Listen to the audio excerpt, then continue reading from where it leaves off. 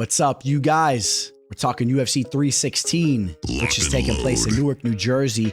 We get the Bantamweight Championship of the World on the line. This is another solid pay-per-view event set to take place in 2025. And you guys know, I want your opinion.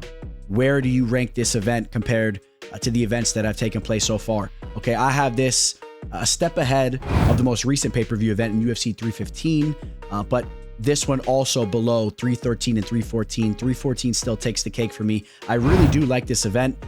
The fact that Patchy Mix is stepping in on short notice, replacing Marlon Chito Vera to take on Mario Bautista. I think that this enhances the card. Patchy Mix, the former Bellator champion. This is a fighter that a lot of us hardcore fans are really intrigued to see him come over and see how far he can make a run in this division. It is unfortunate that we lost Johnny Walker. We now get the Timu version of Walker in Brendson and Ribeiro.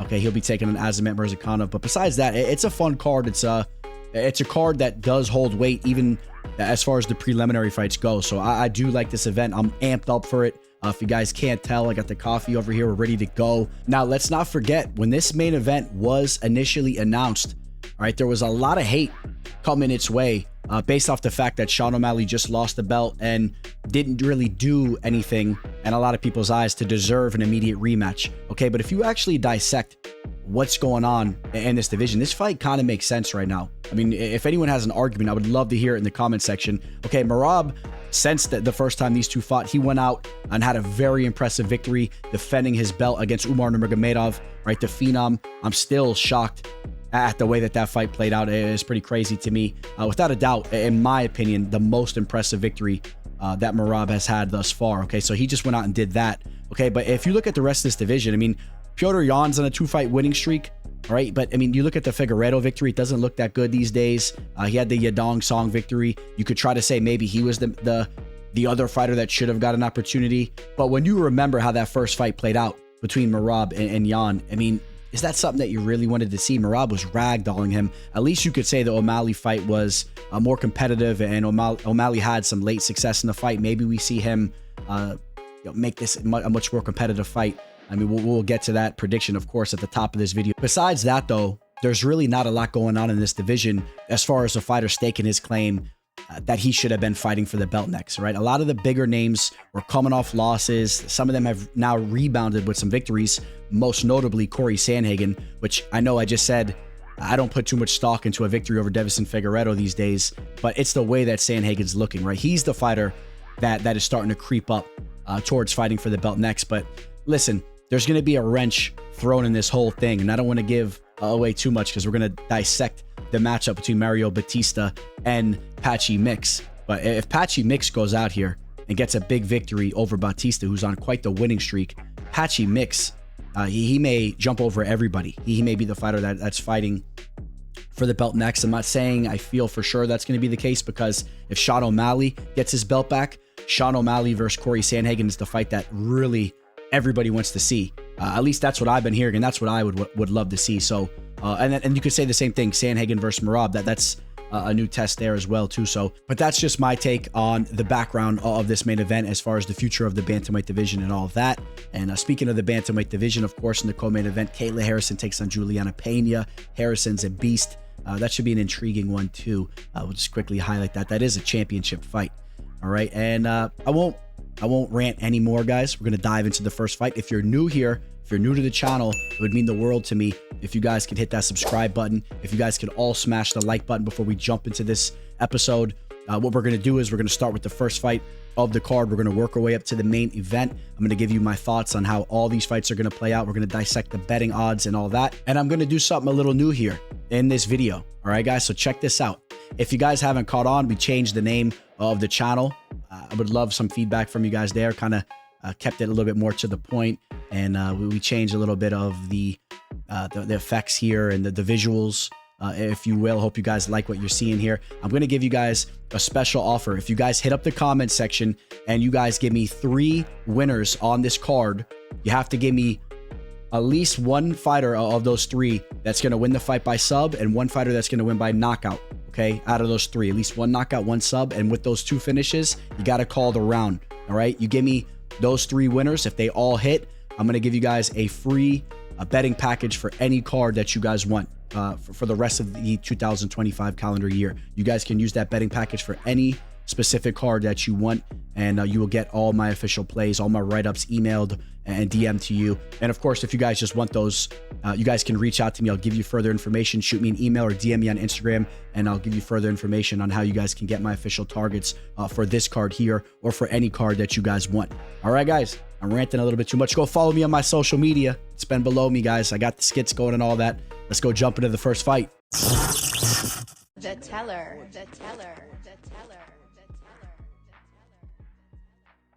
We'll kick this thing off in the lightweight division as we have the very young and promising Quillan Salkilld taking on Yanal Ashmouz. And I'll tell you guys what, Salkilld has really impressed me over the past 8 months, dating back to when he had that performance on Dana White's Contender Series. All right, there's a lot of early Dan Hooker vibes going on here for me. For those of you guys that were around when Dan Hooker made his UFC debut, he was a fighter that was respected on the, I'll say the down under scene. I'm not going to say the New Zealand scene or the Australia scene. I guess some people actually believe there's still a difference between the two. I mean, the only thing I could pull up is the fact that one has kangaroos native to the land and the other doesn't. Other than that, you guys know they love their Outback Steakhouse. They love their Foster beers. Okay, so I'm not going to get too much into the weeds on that. Salkilld, of course, represents Western Australia, represents Perth. Hooker, a New Zealander. But, I mean, these guys got a lot of similar vibes going on. Both of these guys, when you think back when Hooker was young, he rose to the occasion. He made quick noise. We're seeing that from Salkilld. Both of them proved to be well-rounded, right? Everyone thinks of Hooker as just a more of a kickboxer, but if you remember early on, he was a fighter that was showing some nasty jiu-jitsu. He had some decent jiu-jitsu skills coming in to the octagon in his debut. All right, that's exactly what Salkilld is all about. He's already shown that he has nasty jiu-jitsu. He's now showing that his striking is ferocious. Okay, I don't care how highly you rate Anshul Jubilee. The way that he just hit him with that right cross was pretty nasty, although it was an early stoppage, okay? But he dropped him like a sack of potatoes. I would have liked to have seen that play out. He still would have got the finish. If you take a look back to some of his earlier fights on the regional scene before even getting that opportunity on DWCS, I mean, this is a fighter that's willing to go to his back and play around and reverse you and then eventually sink in a sub on you. Okay, I mean, that's the type of fighter that we're talking about here. He has a solid frame for the division, and we're actually looking more at a 75-inch wingspan. Okay, and I'm going to make a claim right now. For those of you guys that hang around long-term, maybe we'll talk about this again one day. I'm going to say that Quillan holds on to a UFC roster spot for up to a decade to come, maybe like 8, 9, 10 years to come. I'm going to say that he lives out his MMA career fighting in the octagon. I'm not saying he's going to be a future champion. I mean, time will tell with that. I'm not making a claim like that, but I think that this is a fighter that will represent down under for a long time to come. The UFC always loves to get those types of fighters and hold on to them and have them play out their careers in the octagon if they go out there and they deliver in their high level. All right. Now, he still has a lot more to prove. Of course, Jubilee is a fighter that we don't put too much merit into, but take a look back at that DWCS fight against Gage Young. Gage Young is a young, tough fighter. Okay. We just saw him take a short notice match against an underrated and a very impressive fighter in Evan Elder. And although, yeah, he was a step behind, I mean, he showed his toughness there. And it was Salkilld that went out there and 30-27'd him. If you really want to nitpick and you want to put him under the magnifying glass, there was some fights that he had early on where he would kind of go to his back, and we saw him controlled for periods of time. But he was really looking to implement some tactics there. But as he fights higher level fighters that can avoid being reversed or submitted, maybe you see him controlled on his back a little bit, but I don't think that's going to be the case. I think that we're seeing quick and fast evolution with his wrestling. Yanal Ashmouz is the type of fighter that could go out there and look to use high fight IQ tactics to take a decision on you. We saw him just do that to Trevor Peek. It was the grappling that he went to, right? He had 9 of 18 takedowns on Peek. He had 8 minutes and 16 seconds of control time. We know that that is a flaw in Peek's game. We saw that Yanal will stick to a game plan and he will go out there and he will look to get his hand raised against you in that fashion. And you cannot completely overlook his UFC debut performance against Sam Patterson, where he went out there and knocked him out in just 1 minute and 15 seconds. And Patterson is a fighter that has went on to have a lot of success in the octagon. Okay, Ashmouz is the type of fighter that will throw those overhands and those heavy hooks at you. So if you make a mistake, if you make more of an elementary type mistake, you leave your chin up there like Patterson did, yeah, he can knock you out. But I'm not expecting to see that from Salkilld. I think that he just takes that next step up in his game, and I think that he just proves to be a superior fighter here. I think that he'll run circles around Ashmouz in a fight that lasts 15 minutes. I think that he'll be up on the scorecards. He'll be up on the stats. I have Quillan winning this fight. I'm going to say he wins a unanimous decision. Quillan's size, again, highlighting the size, he will have that size advantage. Overall skills and athleticism will be a little bit too much for Ashmouz. And we'll take a look at the betting line here. How about this? On May 16th, he opened up as a minus 270. Okay, now he is a minus 400. Okay, so he's been getting steamed. A lot of action has been coming in on him, and I think that it's warranted. This could even potentially be a parlay piece for those of you guys that are hungry to jump on some of these early fights and start to bump up your account, or start to text your bookie up and start teasing them that you're getting the better of him as you work to have a very profitable event. At 145, we have the UFC debut of the Korean Jo Sang-yo. He's taking on Jeka Saragih. Now, if you guys aren't caught up to speed, I'll give you a little bit of the background of what's going on here. Yo is a fighter that was kind of just featured on that recent episode of Dana White's Looking for a Fight. If you guys remember, Dana and the boys were supposed to go out to Korea to watch a live event, the Korean Zombies promotion out there. Unfortunately, they weren't able to do it due to political reasons.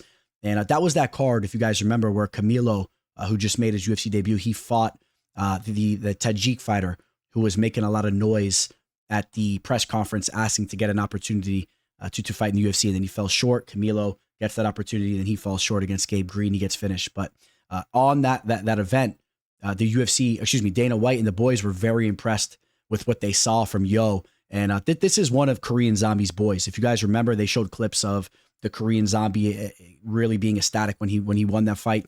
He went out there and got the first round finish over the Japanese Matsuto Kawana, a fighter that had a little bit of a wrestling background and whatnot. But right off the rip, what we saw is that Yo is a fighter that is very technical with his striking. And if you pull up his tape, I mean, that's exactly what he is. He'll throw some spinning back kicks at you. That's one of his patent moves, but he's very technical. I don't really look at him as a power striker. I don't think that he's the most powerful type of fighter, but I think he's a bit of a technician, and I'm very pleased with what I've seen from him technically. Okay, I mean, what's the best way I can describe this to you guys? I'm trying to think of some fighters. If you guys want to hit the comment section up below, he's one of those new age type of fighters that is just so fundamentally sound as he plots forward with his footwork and throws his punches and kicks. Okay, there's not a lot of oomph on it, but if your chin is lacking, he'll test you because he's gonna land. He's gonna be very accurate. He's gonna touch you up. And now when you're talking Jeka, you're kind of talking about a whole different type of animal. All right, this is a fighter that's completely unorthodox with his striking. You take a look at the knockout that he had over Lucas Alexander. He'll throw punches from his pockets. If you make one type of mistake, he can hurt you there. But this is a fighter. I think that he's not UFC caliber whatsoever. His grappling is so alarming. I think that we could see Yo go out here and just prove to be more technical, even get this fight down to the mat and find a finish down there. Again, the Lucas Alexander fight was one where Alexander just made blatant mistakes. And I know it cost some of you guys. I think it even cost me a little bit of money on that night, if I remember correctly. But I mean, just made blatant mistakes. All he had to do was look to shoot some takedowns and work some of the jiu-jitsu that he had to have known, being a Brazilian fighter. And he chose to make it a street fight. If you choose to have a street fight with a fighter like Jeka, he can catch you. And we saw that also on the road to UFC, where he had a couple knockouts over lower level fighters. But if you stick to a game plan, you can go out there and have a performance against him similar to what Anshel Jubilee had, where he went out there and finished him up in the second round with ground and pound, absolutely dominated him with the grappling. I think that we see something like that. I think that we see Yo have a solid game plan here. He's training out of a solid fight team out of Korea. I think that he goes out here, just proves to be the better fighter. And we'll take a look at the betting line here. He's a massive favorite. He opened up as a minus 340. He's now a minus 490. If this fight takes place in the feet, I still favor Yo to get the better of the striking. So I want to be very clear there. But I don't think that he should go that route. Maybe we end up seeing that he has zero type of grappling. Maybe we see that because you really can't pull anything up that proves that he is decent down there. You really can't. Even when you pull up like one of his rear naked chokes, you could pull it up on YouTube. I mean, he takes an hour to sink his hooks in before he's pulling off the choke. I mean, so he's slow with his transitions, even though no, that was some years ago. Maybe he's continued to work and improve. But if his grappling's low level, and we already know Jeka is as well, say this is a striking affair, I still favor Yo. But that's where you got to be a little bit alarmed if you're taking a minus 490 line, almost a minus 500, a 5-1 type of favorite here, and an unproven fighter. But I mean, this is just a fade on a very bad fighter in Jeka. Give me Yo to come in here and kind of rise to the occasion and prove to be a fighter that is warranted of getting this early hype on him. And he goes out there and exposes Jeka once again. And I'll just say this real quick. This, to me, the matchmaking that is done here, this proves to me that Dana White is doing a little bit of a favor for his boy, the Korean Zombie. He's trying to get those fighters coming out of that promotion, having early success so the Korean Zombie can continue to build off of what he has going on over there, because that promotion really has something going on. If you guys caught that episode, I mean, they have a great production. And as we know, the Korean fight scene right now, it's really starting to thrive. We're seeing a lot of fighters representing Korea and the octagon that are looking technical and promising.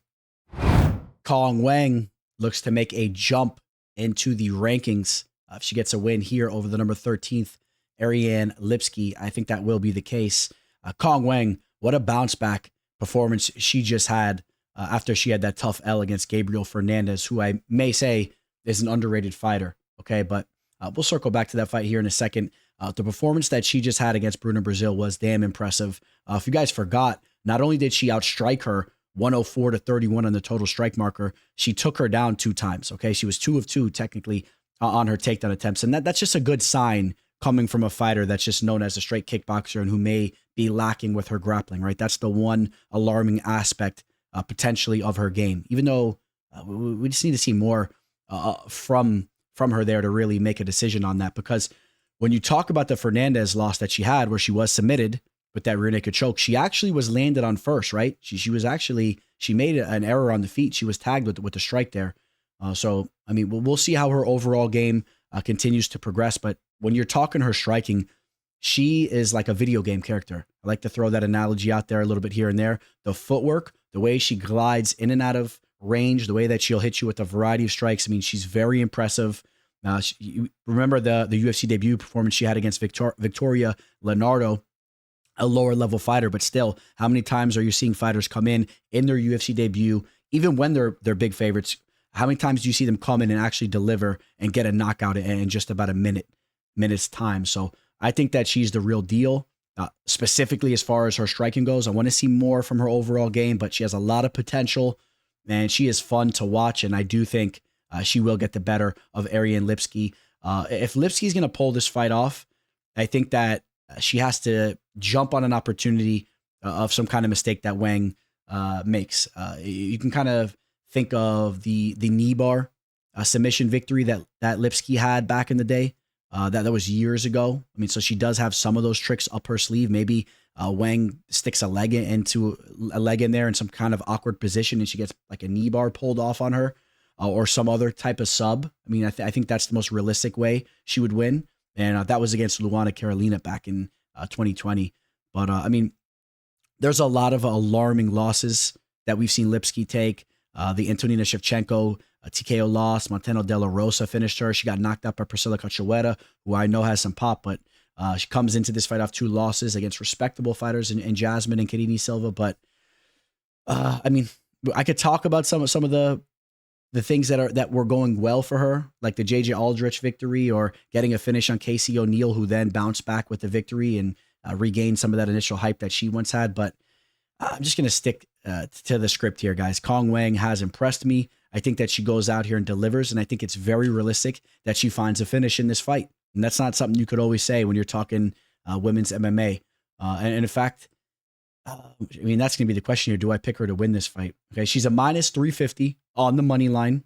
I think it's not necessarily out of reach. Okay, another big favorite. Some of you guys may be liking what I'm saying here. A lot of times I'm like, value on the dog. But I think that Wang goes out here and continues to show improvement, and it's just going to be the superior fighter. So that line's not really out of reach per se. Do I have her finding a finish here?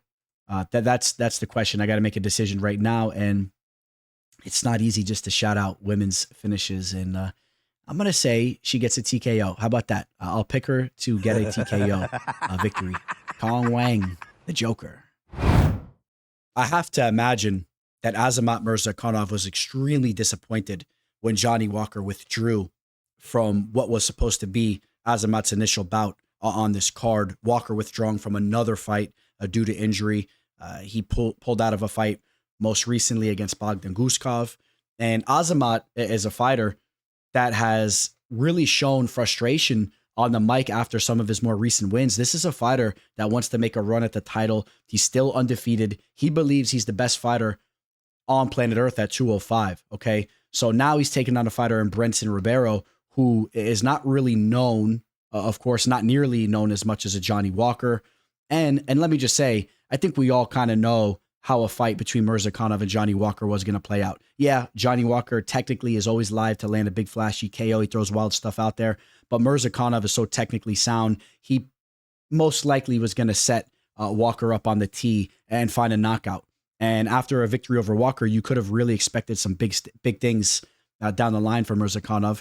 Not to say that you still can't expect that, but I really believe he has to go out here and dominate and get a finish over Ribeiro. And what makes this fight tricky is that Ribeiro is just 28 years old. He's a fight finisher. He has a very long and wiry frame. Okay, he's somewhat dangerous. Yeah, I mean, there's some glaring holes defensively, but this is a fighter that will go out there and look to finish you.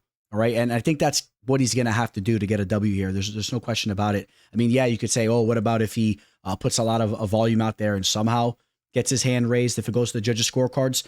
I don't see it. Okay, this isn't a Chow Machado matchup.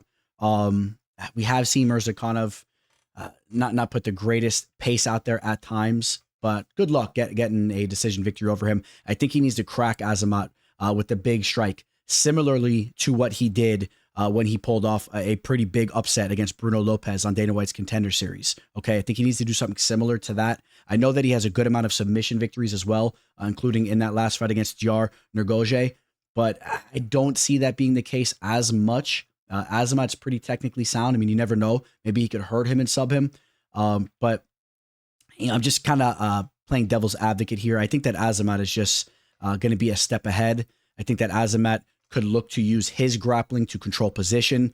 We saw Magomed Gachiasulov do a lot of that after having a slow start against Ribeiro. He slowed the pace of the fight down and controlled him. I think that we could easily see Azamat do that.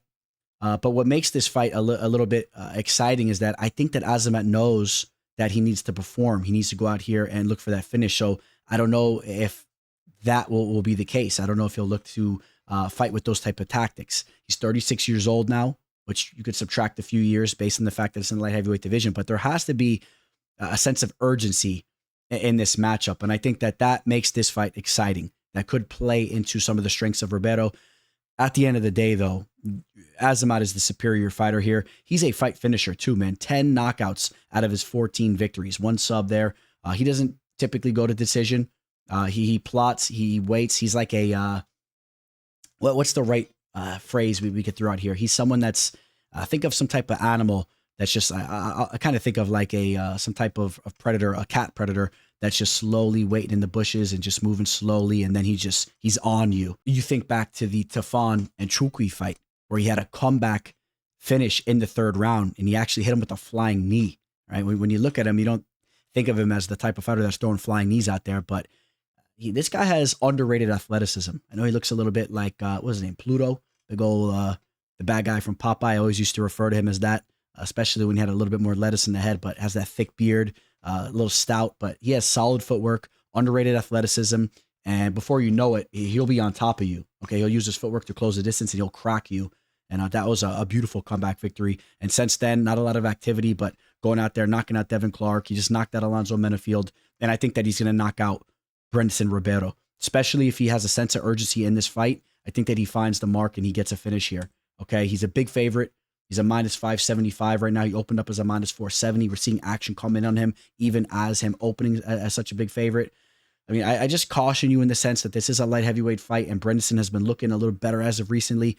I think that he's a little bit more dangerous than maybe he's getting credit for. But Azamat, this is kind of like do or die. At 36 years old, this is do or die. He needs this victory. He needs to impress. He needs a big matchup next. Azamat gets it done. He gets a finish. We got a very evenly matched ranked heavyweight bout here between Serghei Spivac, who's ranked 7th. He's taking on Waldo Cortes-Acosta, who's ranked 11th.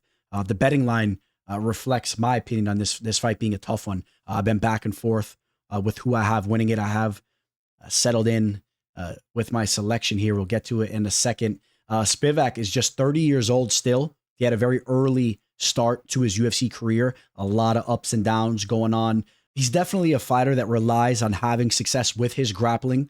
Okay, whether he's pulling off a sub on you or raining down ground and pound by getting you down to the mat and solidifying solid position. He just got a redemption W against Marcin Tybura. That was a big one. That was in a main event slot. He pulled off the armbar early on. I was kind of surprised that Tybura made that mistake down there. And if he was able to avoid that early sub and then they began to get sweaty, I think that's a fight that Tybura would have won again. But you still give Spivac some credit. But look at the two matches that he had sprinkled around that. Got finished by Saragih, was really dominated in that main event slot. And then in his last fight against Jelton Almeida, he was finished via ground and pound. What was dominated in that fight there. But you look at the Derek Lewis match, the Augusto Sakai fight. Those are fights where he had success with his grappling. He may need to get this fight down to the mat because I don't really see him getting the better of the striking exchanges between him and Waldo. Waldo Cortes-Acosta, a fighter that has that boxing background. All right, we all knew about that early on, and now this is a fighter that's really starting to settle in as a somewhat premier mixed martial artist, right? I mean, he's a ranked fighter in the UFC. He's coming off a dominant and an impressive performance against Ryan Spann. He got the second round finish there. He's willing to go to war. He had quite a winning streak going on, even entering that fight. Really, the lone loss that we could talk about since he's joined the UFC was that Marcos Rogério de Lima fight where his legs were brutalized, okay? He showed in that fight that he was too heavy on his front leg. He was getting his legs chewed apart.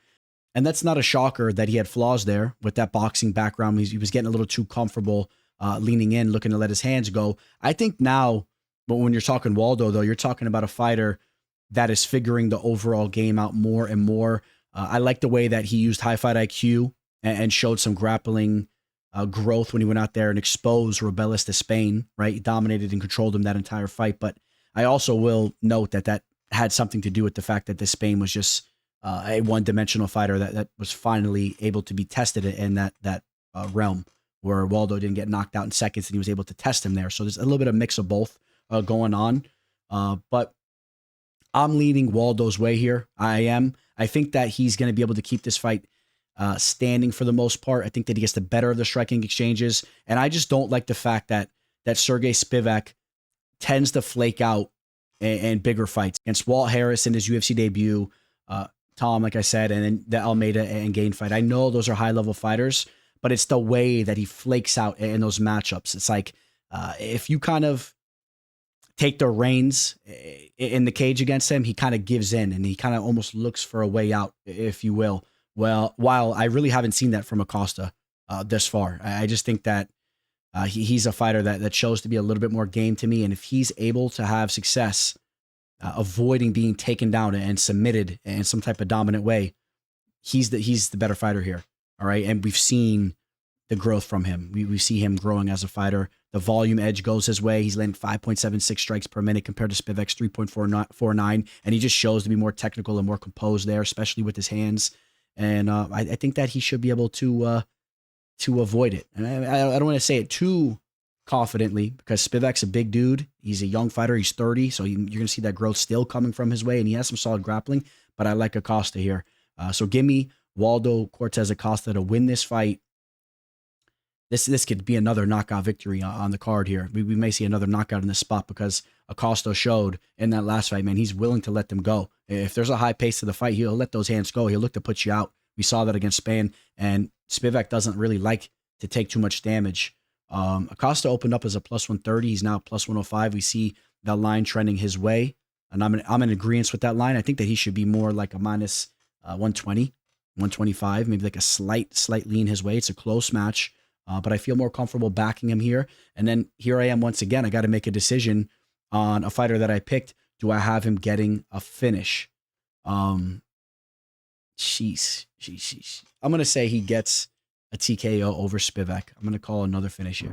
Hey guys, thank you so much for tuning into the show. It means a lot to me. Without you guys coming here, stopping by, I wouldn't be able to do this thing. So I wanted to take a second to thank you guys. If you all could just smash that like button, subscribe. That enables me to take this thing to the next level. It all starts with that. Just a click of the button. Not much effort there. You don't got to pay any money. And I will say this, if anybody wants my official plays for the card, of course, I have that special offer on the table. If you sign up through my referral link to Bovada, I will give you my entire slate for free. Or if you guys are just interested in them in general and don't want to do that, reach out to me too. I'll give you further information there. And also, if you guys want to put your business here in the channel, if you want me to advertise what you have going on, you guys can also reach out to me through email, IG, and all that, and I'll give you further information there. One of the most active fighters in the fight game, as far as just stepping foot into the octagon with scheduled bouts, and then one of the most active fighters as far as volume. Boy, does Joshua Van bring the fight. This is a 23-year-old kid that is, in my opinion, one of the more exciting fighters to watch in the octagon right now. He's taking on Bruno Silva. Bruno Silva is a fighter that I have held in high regard throughout the years. And unfortunately for him, he was very inactive over the last five, 6 years, you would say. But he's definitely a dangerous fighter, and he does possess some big power. And when you think about Joshua Van's recent success in the UFC, the only fight you could circle to where he dropped the ball was a fight that he was up on the scorecards. He was pretty much dominating. He made that one mistake against Charles Johnson, and he was caught, right? He was knocked out in the third round. So you do have to highlight the fight-ending ability that Silva has, specifically with his hands. But as far as Van losing a fight on the scorecards, it's going to be a sight you don't witness too often. Yes, as he takes a step up in competition and he fights the elite of the elite. I mean, that is what it is. But this is the type of fighter, when you're talking about a 15-minute type of affair, I mean, the volume is going to be ridiculous. You take a look at the numbers. I mean, he's landing 8.1 strikes per minute. And that's not like we're looking at a fighter that has limited amount of cage time and the numbers are skewed. I mean, this is a fighter that has been in there very often over the last year or two. And there's a good amount of data to go off of. I mean, that's the way he fights. It's going to be a crazy pace. Early on in his career, again, he was just a kid though, right? He was just barely in his just cracking the 20 marker. If you pull up some of his regional tape and all that, he is a fighter that has shown some flaws being taken down and with his grappling, but he has shown so much progress there as well. Even if you get a quick little takedown on him, he's right back up to his feet. Silva is a well-rounded fighter that has grappling in his back pocket, but I wouldn't put too much faith into him having success going that route. Van's already been showing all this growth in that department. And then in his last fight, he goes out there and defeats Rhea Ciura, who has that wrestling background, a fighter that's pretty promising with that aspect of his game. So if Van just continuously showing development there, I do believe that if Silva's gonna get a W in this spot, he's gonna have to do something similar to what Johnson did, which we talked about earlier. He's gonna have to crack him with a KO. And I'll just highlight a couple of performances where Silva has gone out there and has done that, right? In his return fight, I call it his return fight against Cody Durden because he was away for a little bit. I mean, one of his often layoffs, he was away for about a little over a year going into that Durden fight. He knocked him out in the second round.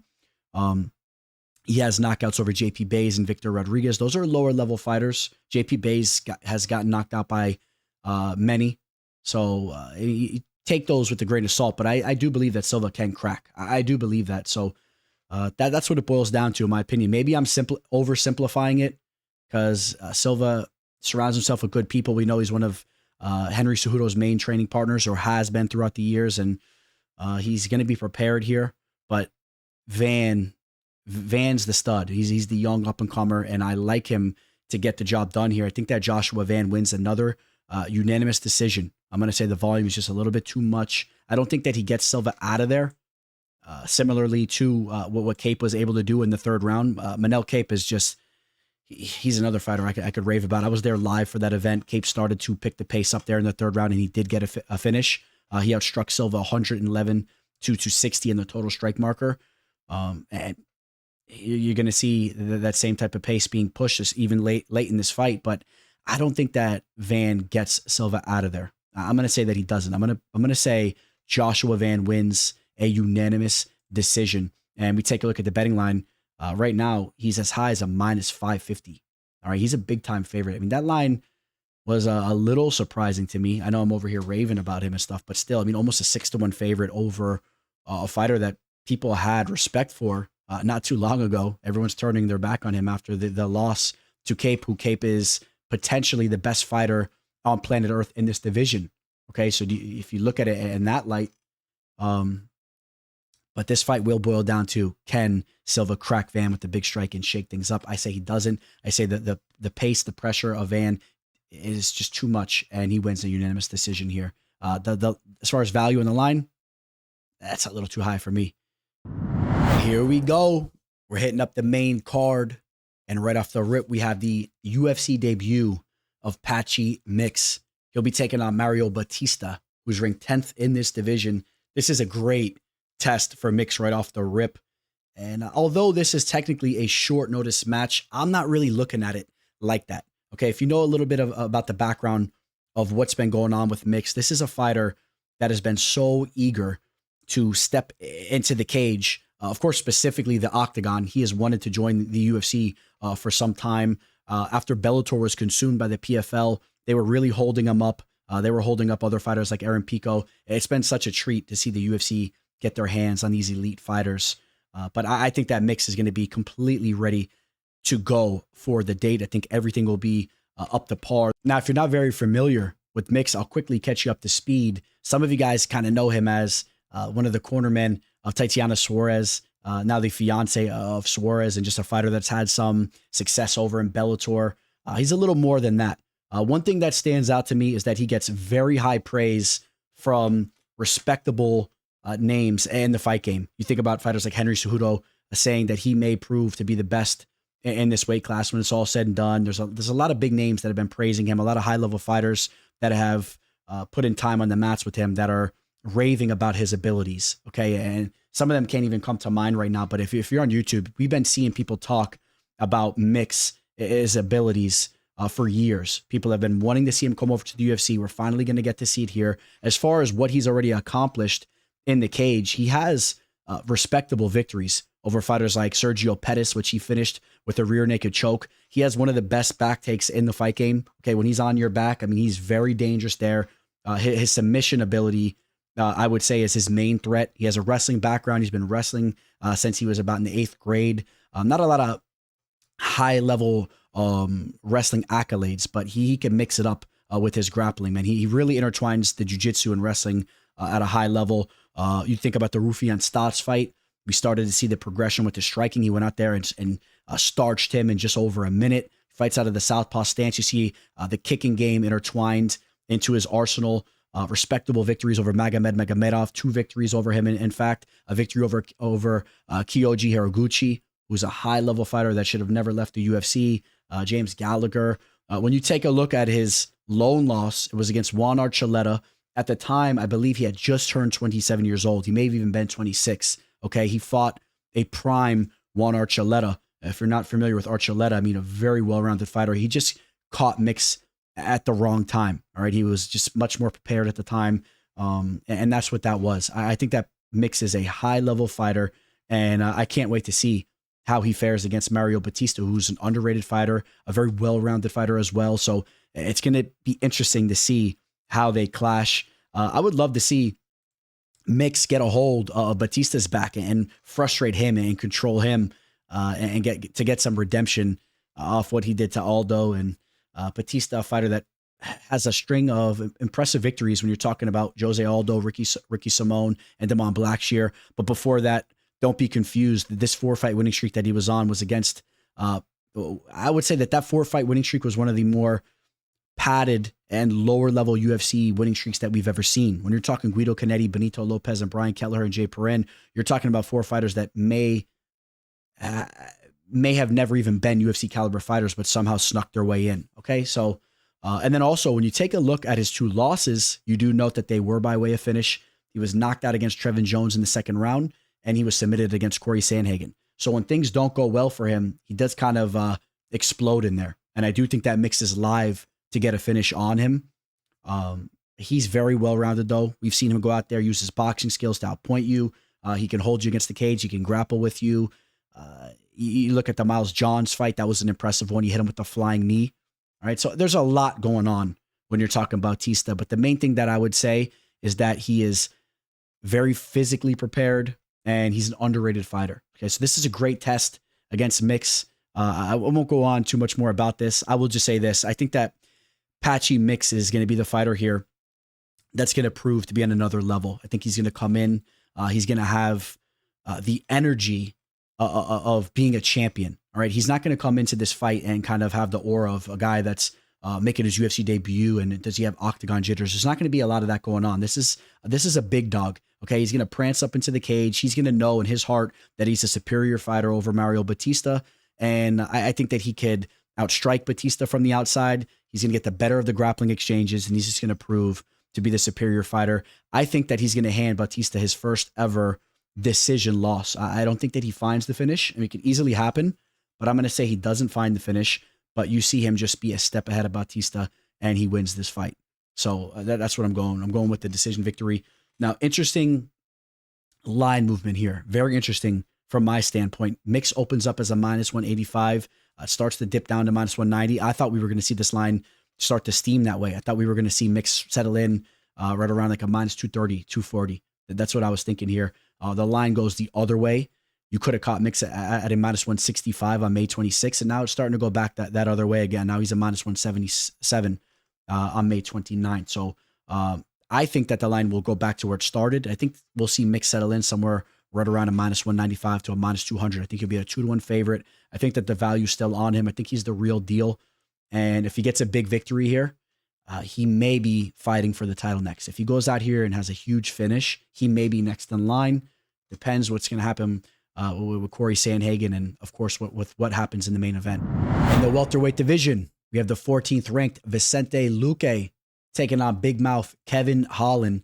Vicente Luque enters this fight coming in off a huge bounce back victory where he went out there and hit Temba Garimbo with that quick anaconda choke. It was very much needed, right? He was coming into that match off the fight against Joaquin Buckley where things looked very suspect. All right. Some people were even kind of joking. In fact, I believe it was Buckley about how he and Luque purposely threw the fight, which was obviously just some joking. It almost looked like it. But what was more alarming is just the durability issues that Luque had in that fight. He looked very slow and just something seemed to be off. Obviously, there was some leaked information about some health issues that he had been going through, something in regarding the brain and whatnot. And it showed in that fight. And I think that that's the biggest narrative going into this fight. It's the durability and the health of Vicente Luque. Because when you're talking about a prime Vicente Luque, or when he's hitting on all cylinders and he's healthy, he's a very dangerous fighter. He's a very well-rounded fighter. He has nasty and technical striking. He can grapple. He could do a little bit of it all. But how is he going to hold up against Holland when Holland looks to land those extended strikes where he lands on the end of his reach and he drops you, which we've seen him do to a lot of people, including Gunnar Nelson, right? In his last fight, I would say, I think that was the end of the first round when Gunnar was winning the beginning of that fight. He was about to bag up the first round. He gets dropped. If I remember that correctly, he gets dropped at the end of the first round, and him hurting Nelson. Eventually, that cost Nelson the fight right off the rip. From there, we've seen Holland hurt other fighters, and even in fights where he started off a little slowly and then he starts to pick things up. I mean, he can hurt you. We saw him just finish Santiago Ponzinibbio in the third round. We saw him finish up Tim Means in the second. He came back and finished up Alex Oliveira in the second round, early in the second round after a slow start there. Okay, so those are some of his more notable victories where he will look to hurt you. He will look to damage you. And, a lot of times when he's looking to do that, he will make it happen. He also submitted Michał Oleksiejczak in the first round. All right. So when things are going good for Holland, they're going good. But what about when they're not? Okay. One thing we could say for sure is when they're not, especially as of recently, he's losing to the highest level of fighters in the fight game. All right. I mean, look at what RDR is doing these days. RDR went out there, finished him up in the first round. That was a huge underdog play for me. We cashed big there. We cashed big on Roman Delize. Which Kevin Holland was injured in that fight, wasn't able to make the walk to the second round, right? Didn't get off the stool. He had the rib injury, but he was losing that fight. Let's be clear. We had Michael Page against him, MVP. I caught him at dog odds. You guys know I'm always raving about that. We had Jack Della Maddalena against him. So, I mean, we've had a lot of success fading Holland, but I would be lying to you guys if I didn't say there's been some times where he's bit me as well. Okay. But the main narrative, even scrolling down to the Khamzat Chimaev loss, where he took that fight on hours notice and he was subbed. I mean, these are elite fighters.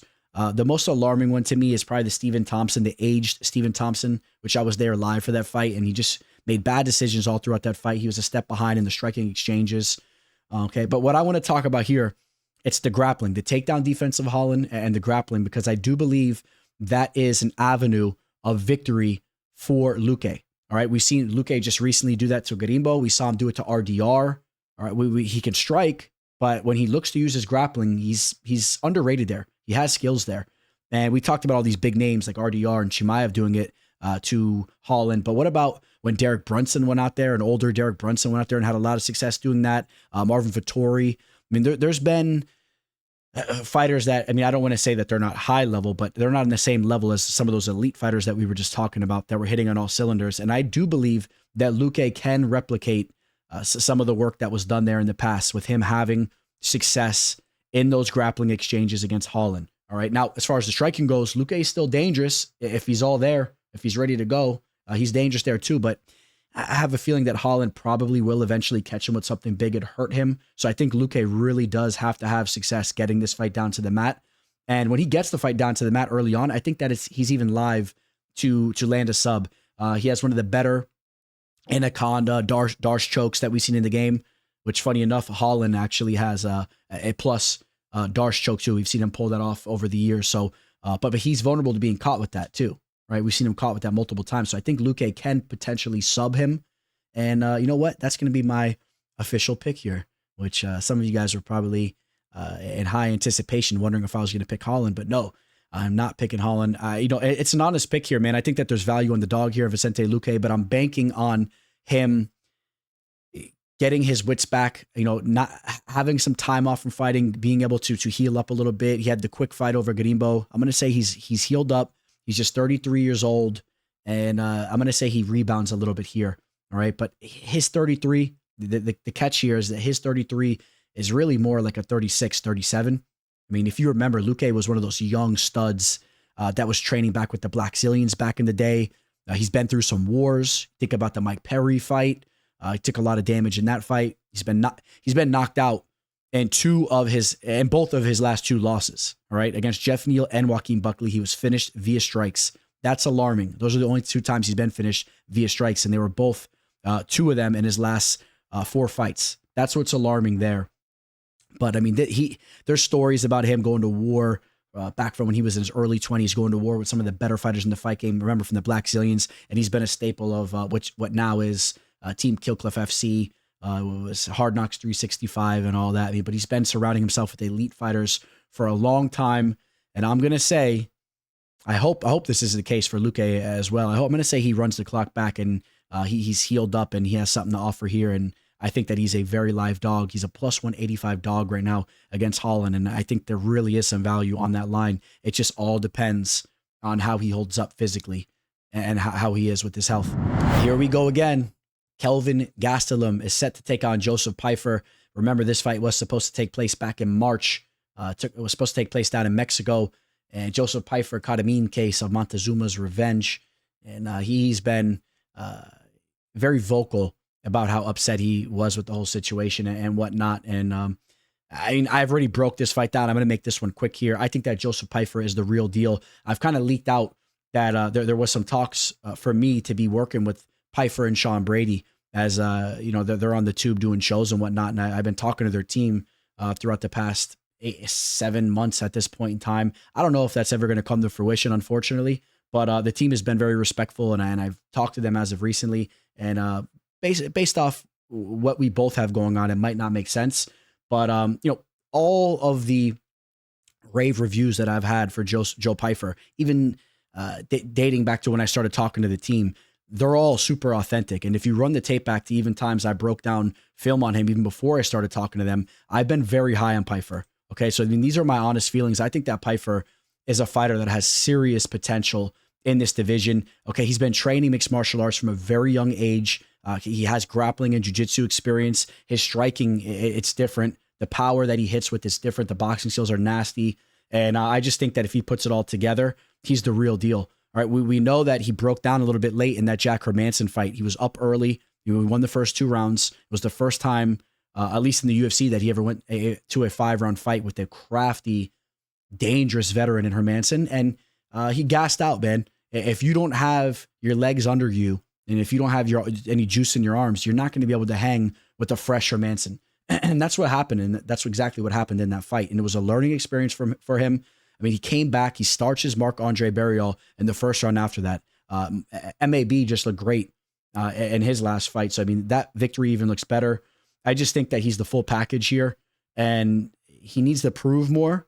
But he's huge for the division. And I think that he's the real deal. I like the nastiness that he fights with. I like his personality. Again, for people that don't like him, there's different things going on here. This dude had a rough upbringing. A lot of you guys know about it.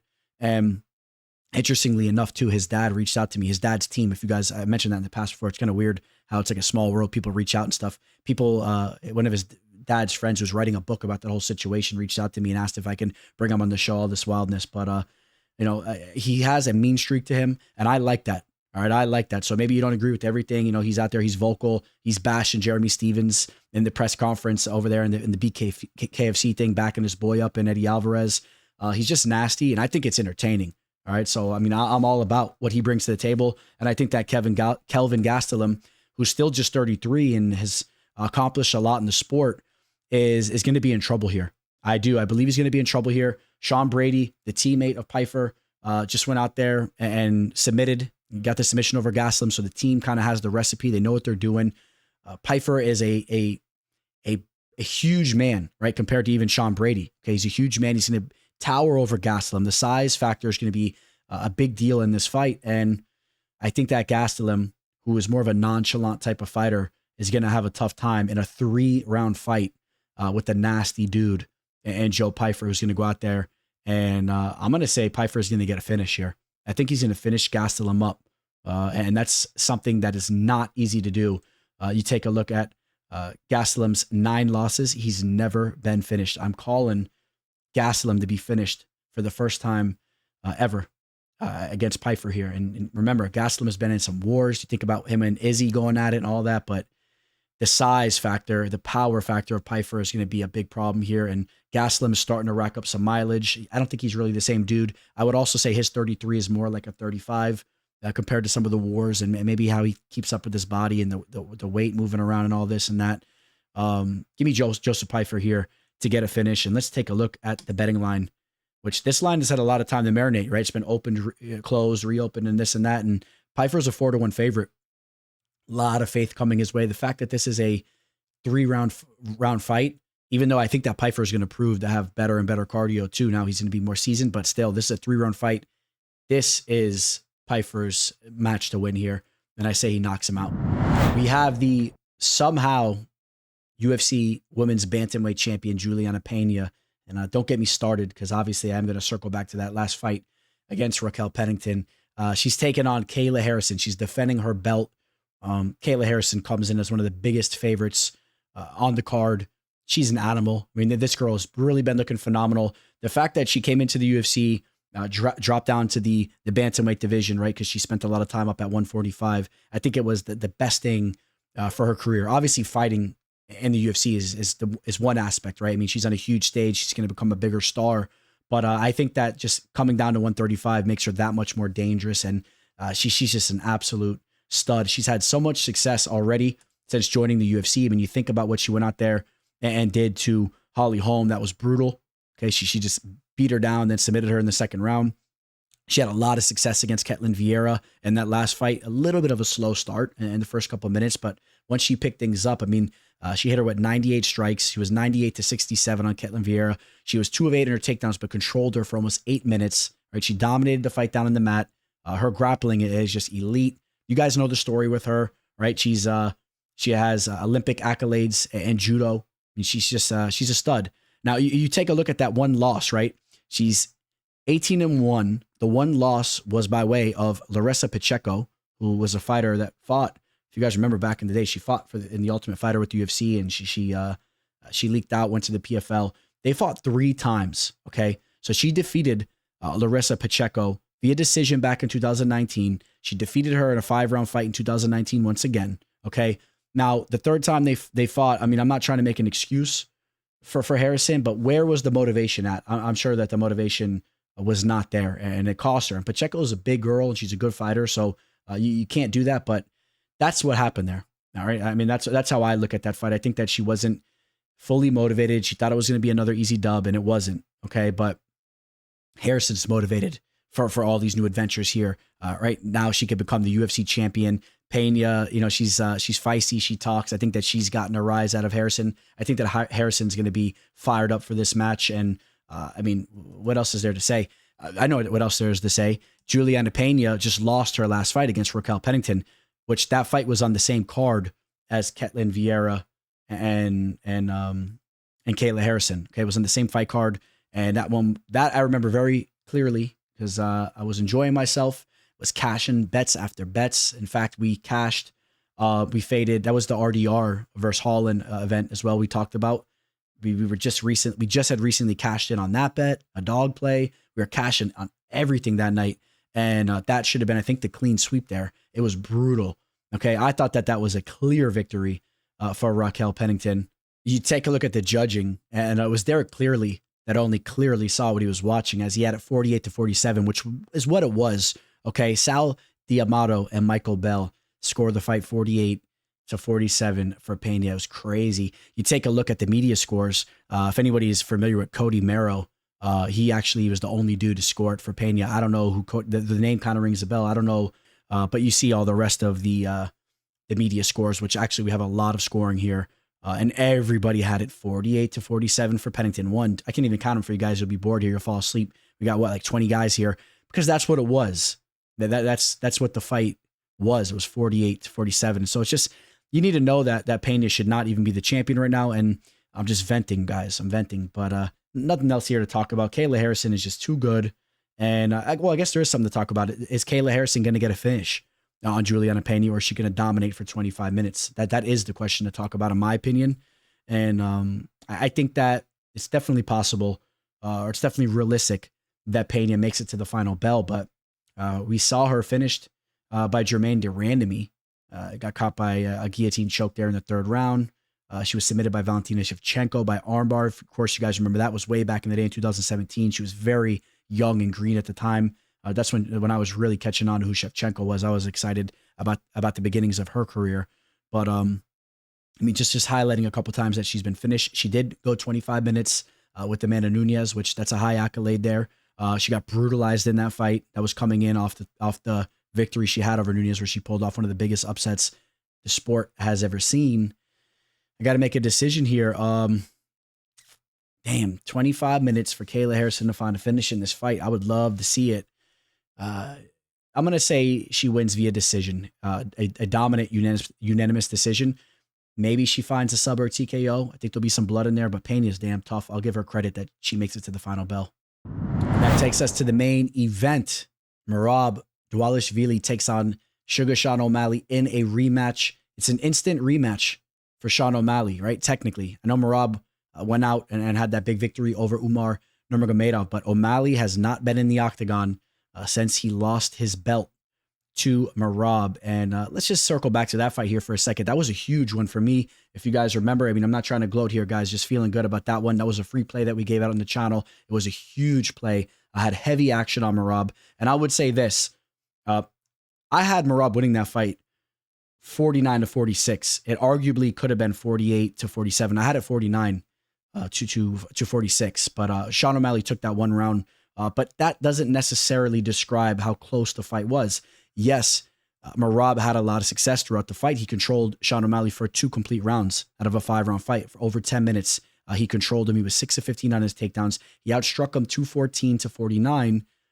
But there were moments that Sean O'Malley had, and late in the fight, right, he was looking to pressure. He was looking to land that KO, and I was on the edge of my seat. I think I was live on IG, or I might have had the YouTube going live, and I was still on the edge of my seat, and I didn't think that Merab Merab looked as impressive as I expected him to be. I thought he would have really went in there and ragdolled Sean for the entire fight and really looked to pressure. And he was kind of timid at times. He kind of knew he was up. He was circling a little bit like that one round. But the way that Merab bounced back, I shouldn't even say bounced back. I mean, he won the fight. But the way he fought in that last fight against Umar was just super impressive to me. I mean, we know his cardio is crazy, but the way he broke Umar down, I thought that Umar was going to be able to defend the takedowns and then show that he was a much better striker and he was going to be able to put some damage on Merab. And Merab just looked so fresh late in that fight. You take a look at the numbers. Merab was in there playing around with Umar at times. It was really a sight to see because I still rate Umar very highly. I mean, he's an elite fighter, and Merab hit 7 takedowns on him, 2 minutes and 22 seconds of control time there, which is just, again, it's impressive when you're understanding the level of fighter there. All right. And just defending everything that Umar threw his way. That was just, I mean, I don't want to I don't want to just overlook that performance. I don't want to just chalk it up as like, oh yeah, it was a W. No, it was a very impressive performance. And that's why you're seeing the betting line looking the way that it is right now, which we're going to get to here in a second, because I think that Merab is going to have more success with his grappling in this fight than he did the last time. Some of you guys may feel like, oh, well, you know, Sean O'Malley's is taking his game to another level. He's had more time. He's creeping into the prime of his career. He's had more time to work on that aspect of his game. He knows what to expect now. Wrestling and grappling, you'll hear a lot of experts say, some of the best in the world, the best fighters in the world will say it's one of the hardest aspects of the fight game to elevate and have it catch up to other aspects of your game. So Merab is just a natural grappler already. And I think that he's going to have more confidence in there. And I think he's going to build off that last Umar performance. And I just think that's going to be too much. He's going to be solidifying rounds with his wrestling. And I think that he probably wins this fight 4-1 again. I had it 4-1. I think it'll be 4-1 again, 49-46 for Merab. Of course, the only way I have him losing this fight is if he gets hit with a knockout, which Sean O'Malley is one of the best knockout artists that we've ever seen. I mean, I'll put him up there with some of the best knockout artists that the game has ever seen. I mean, he's a dynamic, diverse striker. He's long, he's rangy, and yes, he is live to land a KO, but I'll bank against that happening, and I'll take the more reliable and likely situation, which is Merab just puts on a grappling clinic with the best cardio that we are seeing in the fight game right now, right? You tell me who has better cardio than Merab. I would love for anyone to comment that down below. I don't think anyone has better cardio than Merab. So he's a minus 290 right now. Okay, he opened up as the dog, if I remember correctly. He was a dog going into this first matchup, which the line closed very closely. But he's now almost a 3-1 favorite. That's crazy. How much value is on a line like that? I don't know. If I see a ton of value on a minus 290 line, even though I know I'm speaking about him just going in here and look, he's going to look great. Sean O'Malley is still dangerous, and I think that right now, if I had to say, I would say the value is on the underdog. I would say that 3-1 is high. I have this fight capped maybe more like Merab should be a minus 230, 240, something like that. But so depending on what you want to do with that there, but give me Merab to win a decision. All right, guys, that's going to wrap this one up. I got some solid parting words for you.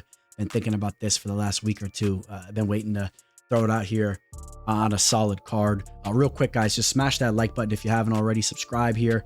And if you guys want my official plays, reach out to me so I can give you further information there if you're looking to sign up for a new sportsbook and all that. But here we go. I got the parting words for you. You know, one thing I've noticed, I've seen it a lot on social media, is kind of this theme of people talking about how things used to be better in the past, which you may have an argument there. I'm kind of a believer that social media as a whole is more negative than positive. I mean, it's cool that I'm in your ear right now and I'm able to communicate with you guys like this, but as a whole, I think that it's a net negative for society. And a lot of people look back at their childhoods, like people that are born in the late 80s or the 90s or whatever, or even prior, of course, they look back at their younger years and they say, oh, the world was so much better, you know. And I kind of want to elaborate on that a little bit. I see a lot of times people using, I think it's a mourning dove. I believe it's a mourning dove.